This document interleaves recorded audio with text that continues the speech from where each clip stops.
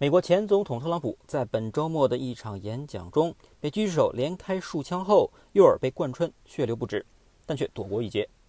整个周末都被这个刺杀事件刷屏。随着更多细节的爆出，今天我们也来复盘一下当天到底发生了什么。事件是发生在美国东北部宾夕法尼亚州巴特勒市西边一个叫做巴特勒农场的地方，旁边还有一个机场。视频大家都已经看到了。正当特朗普滔滔不绝发表演讲时，突然有人向他射击，所幸特朗普反应还算快，在特勤人员的提示下立刻伏地躲避，并被一群随护包围，最后在护送下离开了现场。离开前还不忘挥拳大声对支持者连喊3声战斗战斗战斗。枪手也被当场击毙，后来查明身份是一名20岁宾州本地男子托马斯·马修克鲁克斯。2022年从伯特利公园高中毕业，并且他还曾经注册为美国共和党人，不过他却于2021年1月向民主党捐赠了15美元。今年的美国总统选举也是这位20岁的年轻人首次达到法定投票年龄。刺杀时携带的是一支家人合法购买的 AR-15 步枪，不过他的高中同学随后又爆了他的更多的料。据称枪手在校时期曾参加过高中步枪射击队的选拔，但因枪法太差而被教练给拒了。据他同学回忆，克鲁克斯射击时子弹偏离目标20英尺，也就是约6米，击中旁边的墙上，因此被淘汰。而且他还在学校中经常被霸凌，因此个性越发变得孤僻。好的，枪手的身份已经确认，那我们来看一下当时他是怎么进行刺杀行动的。而在整个特朗普的维安中，特勤人员是否存在疏漏？我在谷歌地图中找到了这个叫做 Butler Farm Show 的地方，看起来翻译成巴特勒农场秀也不是不可以。这边可以清晰看到一片的空地和3幢相连的房子。根据现场的视频和多张曝光的图片来看，特朗普的演讲台正是背对着这3栋房子的。而在房子前面的这条马路上，则是搭建了白色圆顶的这种帐篷，应该是特朗普及其竞选团队和特勤人员在演讲开始前所临时停留的地方。这条路再向前，应该就是特朗普演讲时的背景观众台了。美国竞选人演讲时，通常喜欢把主要的观众群放在演讲者的后面充当背景，以营造一种众星捧月的感觉。甭管前面人多还是少，在镜头里面确实是人多势众。奥巴马当年来中国的时候，就特意要求以这种方式进行过演讲。不过特朗普现在人气爆棚，不管走到哪里，观众肯定是不会少的。这个背景观众台是由3块组成的扇形，分别是正后面最多的主看台和左右各一个分看台。分看台的上面各有一块大的显示屏幕，这个请大家记住，非常的重要。3大看台包围的中间就是特朗普的演讲台了，而在他的正前方则是坐在草地椅子上的观众了。因此特朗普演讲的方向应该是背对东南而面朝西北。而我们从这个镜头可以看到，在特朗普演讲台的右后方的高处出现了2名狙击手，推估其所在的位置应该就是3栋房子最上方的这一栋。那么枪手的位置在哪里呢？以特朗普面朝西北演讲来看，枪响是发生在其转头向右看的时刻，这时子弹贯穿其右耳，说明枪手所在的位置应该来自特朗普目光中线的右侧，大致是正北方向。所以如果你在地图中从特朗普所在演讲台的正北方寻找，最近的你就会找到这样一处建筑群，右边是停车场，左边则有零星的几棵树木。而我们将其旋转一下，可见它的侧墙呈黄色，而屋顶上方的中间偏高，逐渐向两边降低。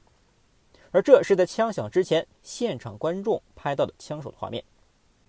枪手所在的建筑也呈现黄色，而且注意，枪手是躲在屋顶最高处向左的斜下方处，只是在最高处稍微露头瞄准。而且我们再转到该建筑物东侧的停车场，从这个角度可见，2栋建筑之间是有一个固定梯子可以攀爬的。据对现场目击观众的采访，他们有人目睹了是一个持枪男子从这个梯子爬到了屋顶，因此如果推估没错的话，这名枪手应该是开车到达东侧的这个停车场，下车后携带 AR-15 步枪从这里攀爬到了这栋建筑的屋顶，然后走到西侧的这里趴下，静待时机进行射击。我测量了一下，枪手距离特朗普的演讲台大致为138米左右，而距离特勤队狙击手的距离呢略近，为130米。按照 AR-15步枪超过550米的有效射程，这个距离可以说想要命中成功率还是很高的。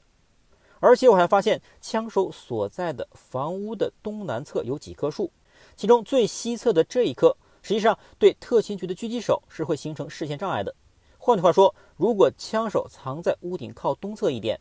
特勤狙击手的视线是被树木阻挡的，但枪手射击特朗普的线路却并不会被阻挡。看来真的如枪手同学所言，克鲁克斯不但枪法不够精湛，就连射击时的选位也存在问题，不仅暴露给对面的狙击手，连下面的观众也能拍到他。不过即便如此，特朗普此次能化险为夷，也的确实属侥幸。美国政治人物竞选演讲时，通常左右各有一个提词器，因此时不时都需要左右旋转自己的脑袋，像个电风扇。这一点在奥巴马的身上表现得特别明显。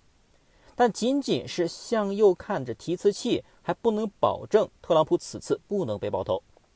这次演讲还多了2块巨大的屏幕，被安装在左右看台的后侧。这次特朗普在看向右侧提词器的同时，还有个非常微小的再向右转头看向大屏幕的动作，也就是这个细微的动作最终救了他的命。 We see something that said, take a look what happened. Said, take a look what happened.